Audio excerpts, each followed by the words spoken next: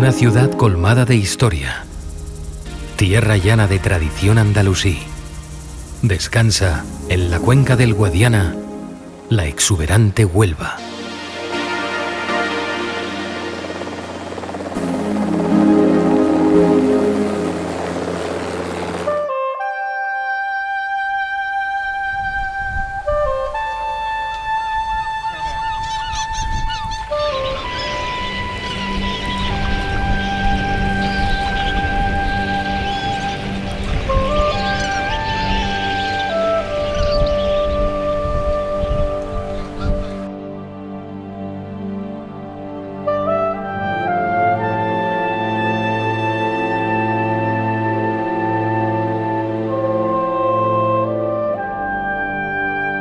El poblamiento de la zona de Huelva Saltés tras la conquista del Islam fue tan variado como controvertido, debido a la llegada de los guerreros a la península ibérica en el año 711. Algunos arqueólogos de diversas universidades españolas ponen en duda el que se tratara de una invasión violenta. Bueno, la conquista islámica de la península ibérica tiene lugar a partir del año 711. Indudablemente es un hecho histórico de una gran trascendencia porque supone un cambio histórico, supone una ruptura en el discurso, en la evolución histórica de la península ibérica hasta ese momento. Se han desarrollado interpretaciones o caracterizaciones de signos muy diversos, desde visiones de carácter fuertemente nacionalista, que han descrito la conquista islámica como un episodio de carácter catastrófico, como una catástrofe nacional, hasta otras tendencias tal vez más recientes, en las que incluso se ha llegado a cuestionar o a negar el propio hecho histórico de la conquista islámica de la península ibérica. Desde mi punto de vista, estas tesis no tienen fundamento y considero que, en base a los testimonios históricos de los que disponemos, resulta imposible cuestionar o negar la conquista islámica de la península ibérica. La sensación que nos queda cuando nos acercamos a este área del sur peninsular es la de una agradable visión de una naturaleza espléndida. Se observa un paraíso terrenal del que uno se siente parte integrante. Nos es difícil imaginar cómo durante el periodo andalusí, Niebla y su entorno prosperó. Se convirtió en un centro privilegiado de comercio e intercambio, en una realidad diversa y fructífera entre las dos orillas. Desde las marismas de Odiel a Doñana se divisaban la isla de Saltés y toda la comarca que, como un cuadro idílico, ofrecía a los andalusíes motivos suficientes para percibir este antiguo pueblo a través de un Guadiana que no dividía países, sino que unía. Los orígenes de Saltés son al menos de época protohistórica,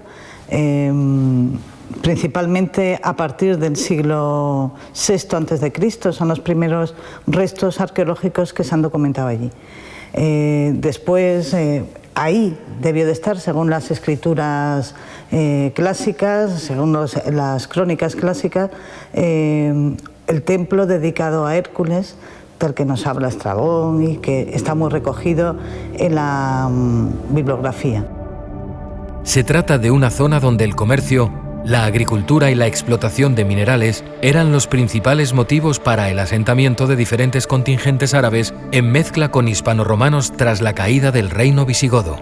Para entender el asentamiento islámico de Saltés hay que saber o conocer que la estructura legal islámica prohíbe que en las ciudades existan talleres e industrias contaminantes. Las alfarerías en aquella época se establecen también fuera de la ciudad por su contaminación, por el proceso de contaminación, y lógicamente la metalurgia también. Si no fuera así, sería un poco complejo entender cómo en una isla con difíciles comunicaciones, porque al fin y al cabo está aislada, se establece una ciudad dedicada casi en exclusividad a la metalurgia y no en la ciudad de Huelva, que es la que tiene verdadero contacto con las minas y tiene el puerto conocido desde la protohistoria por su facilidad, ¿no?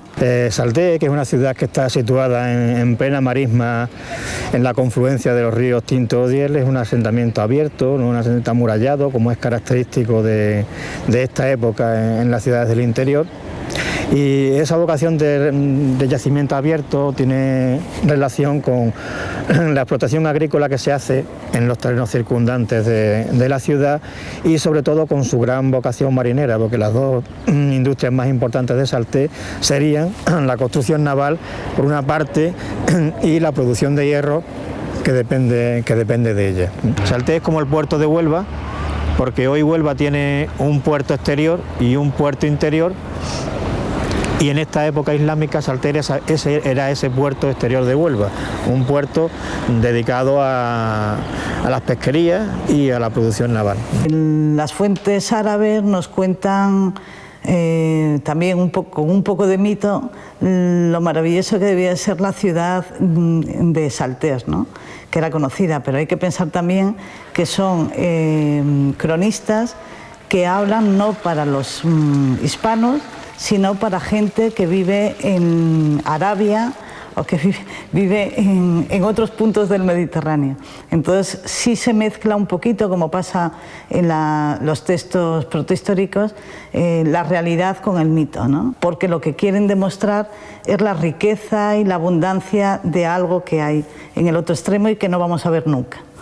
La isla de Saltés fue uno de los centros más importantes de la probable Tartessos, aquel reino mítico del gran oeste peninsular que tan de cabeza han traído a los historiadores románticos durante decenios.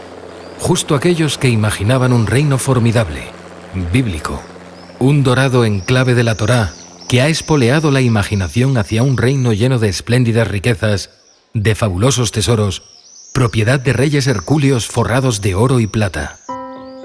Una historia que se repite en todas las dimensiones y latitudes del mundo. Hay que pensar que ya desde la protohistoria estamos hablando que Huelva y el territorio novense es rico en metalurgia, en mineral, pero está pasando las columnas de Hércules, está al otro lado del mundo conocido, está donde nadie sabe lo que hay, ¿no? Creo que ahí empieza el mito de Huelva, el mito de Tartessos primero, el mito de Huelva y el mito y parte de la mitología de los trabajos de Hércules. La minería en Huelva tiene su razón de ser en que la provincia de Huelva, el centro de la provincia de Huelva, es una de las regiones mineras más importantes del mundo antiguo.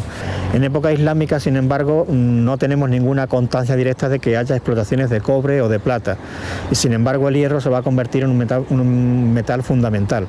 Un hierro que alcanzó mayores calidades que el que se hacía en época romana. El hierro en Saltés estaba relacionado especialmente con la construcción naval, porque se utilizaba en la construcción naval mucha clavo y tornillería que dependía de la industria del hierro. El asentamiento arqueológico de Saltés está situado hoy frente a Punta Umbría, en la orilla este de la ría. La isla de Saltés es parte de las marismas del Odiel y se compone de 3 zonas de tierra y arenas consolidadas. El mineral de Huelva es polimetálico y todos los metales que ya se producían en época protohistórica se van a producir en época islámica, ¿no? En Saltés hay documentado la extracción de oro, de cobre, de plata principalmente y de hierro, ¿no?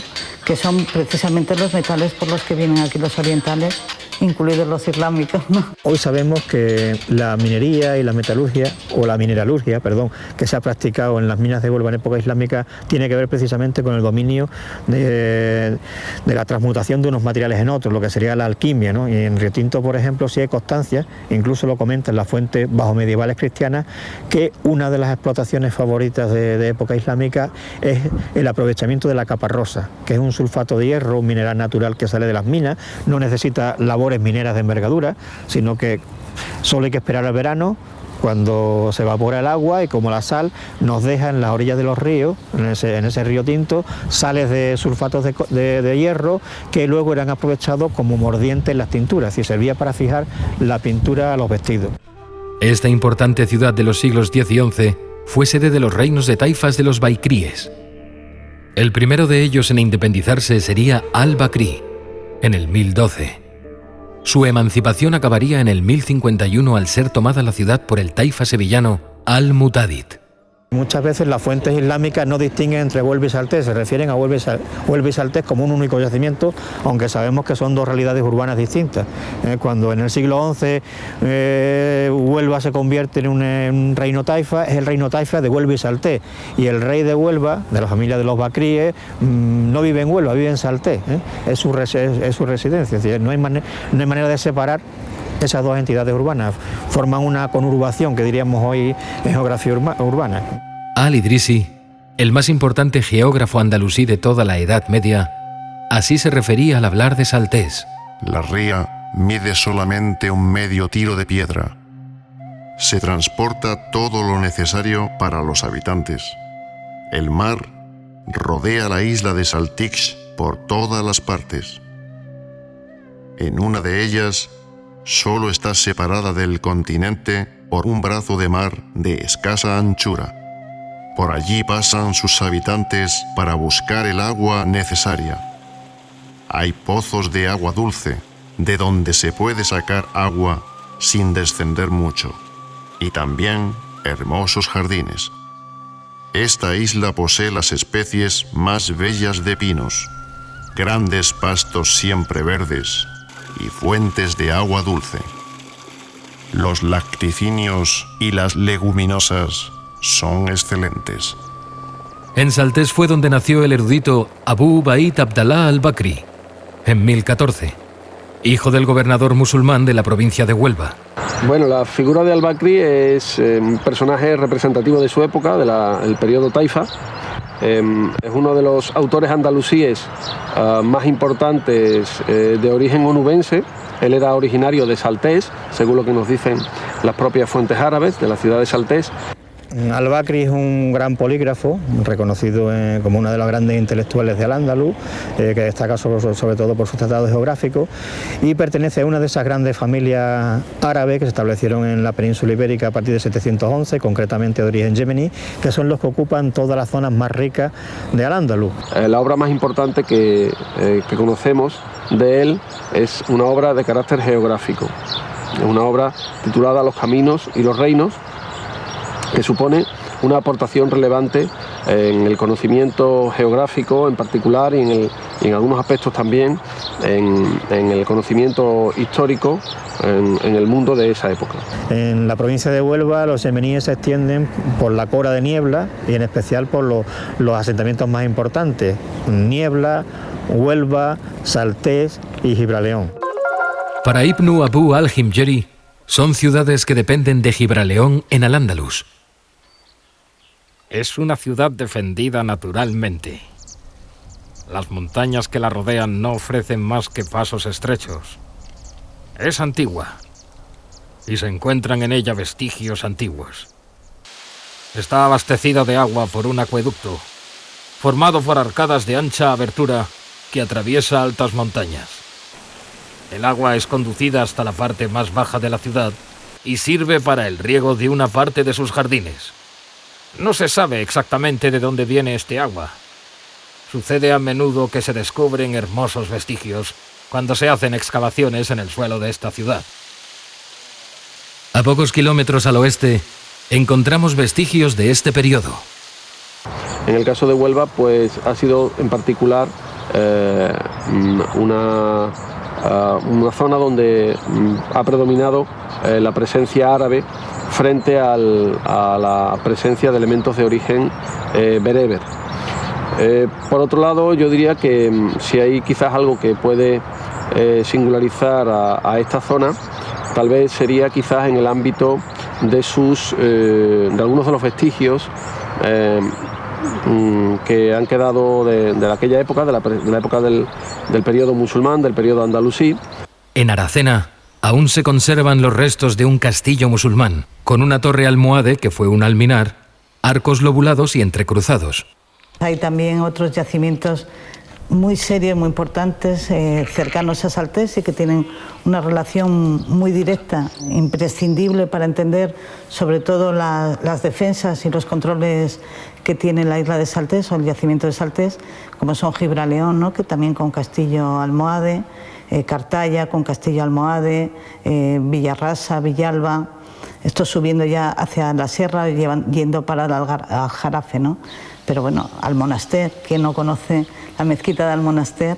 O recientemente los descubrimientos que se están formalizando ya en Aracena o Aroche con hábitat islámico, ¿no? Sin olvidar, evidentemente, la ciudad de Huelva, que tuvo su poblamiento islámico en relación directísima con Saltés, ¿no? En las cercanías de Almonaster nos encontramos con el castillo, tal vez de origen almorávide o del periodo califal. Lo importante es que se erige como un testimonio extraño del Islam peninsular que observa deteriorado desde sus decadentes atalayas. Una realidad tan espléndida como sugestiva de una profunda vitalidad. Creo que sería importante destacar la relevancia que posee en la zona de la sierra la mezquita del pueblo de Almonaster. Es uno de los escasos ejemplos que han pervivido de una forma más o menos o escasamente alterada de una mezquita de carácter rural, una pequeña mezquita de carácter rural que resulta también bastante singular o bastante excepcional en el contexto, como digo, del ámbito rural durante el periodo islámico. Habitualmente la práctica consistía en que los conquistadores, con el fin de hacer visible el nuevo cambio de circunstancias, solían establecer el centro religioso, su propio centro religioso, allí donde había estado el de los conquistados.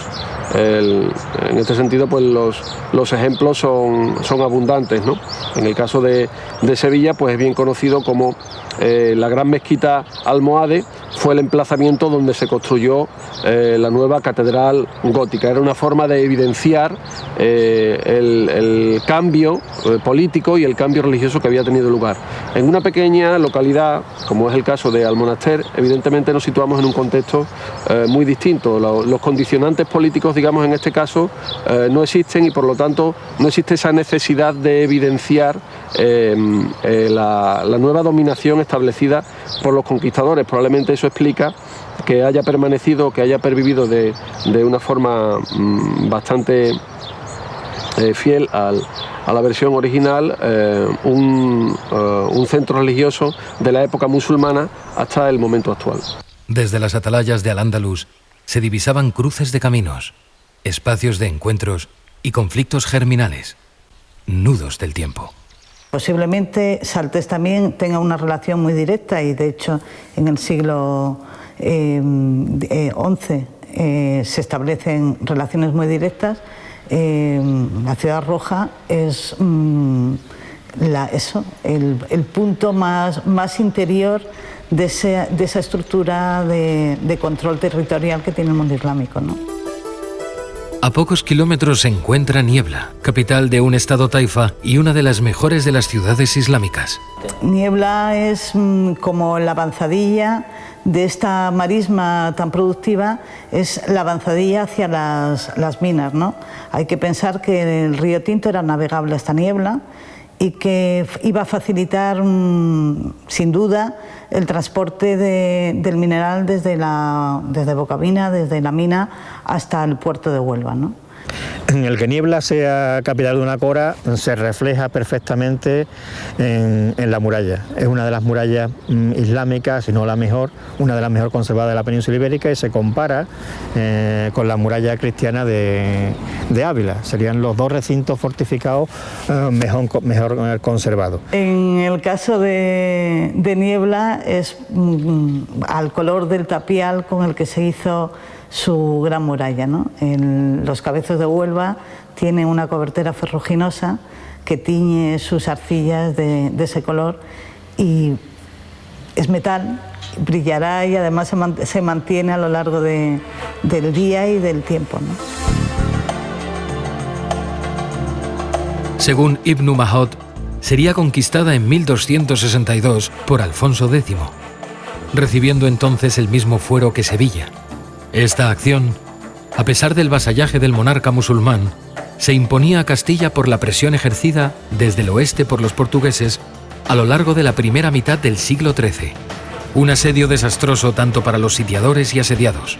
Tras 9 meses de intensa y guerrera espera, los musulmanes capitulan por hambre. Niebla como ciudad ha decaído a lo largo del tiempo, sobre todo a partir de que en el siglo XIV se convirtió en sede de un señorío, pero basta dar un vistazo hoy al territorio viniendo desde Sevilla hacia Huelva para darse cuenta de la importancia que tiene la agricultura. La presencia de esa concentración urbana en esta zona probablemente obedece a diversos factores. Por una parte, evidentemente, debemos tener en cuenta las inercias que vienen de épocas precedentes, puesto que tanto la ciudad de Niebla como la ciudad de Huelva son asentamientos que cuentan con una larga tradición histórica y en este sentido, en la época islámica, digamos, mantienen en cierta forma el papel que habían desarrollado en épocas precedentes, aunque en algunos casos, como en el de Niebla, este papel digamos que se incrementa considerablemente. Nosotros desde la Universidad de Huelva tuvimos un proyecto de investigación en Niebla que duró 6 años y en todos los solares que se hacían catas arqueológicas aparecían restos islámicos sobre todo domésticos. También se hizo una prospección del término municipal y era tan densa la ocupación rural que confirma esa opinión de la fuente que nos dicen que entre el Aljarafe y Niebla había más de 1000 aldeas. Las crónicas del momento cuentan que desde las murallas tiraban piedras y dardos con artificios y tiros de trueno con fuego. Estas actividades se han relacionado con el primer uso de la pólvora en España. Cuentan que Ibn Mahod, para demostrar que el sitio era inútil por hambre, trató de engañar al ejército cristiano. Les envió un buey y por tal motivo la puerta más occidental por donde salió el animal se denomina la Puerta del Buey. En el humilladero de la Virgen tenemos un antiguo recinto islámico. Para ocultar su origen se han rebajado sus arcos. ¿Fue propiedad de algún asceta musulmán? Este tipo de edificios se dan en el Algarve y el Alentejo, 2 espacios propicios para la meditación y el conocimiento.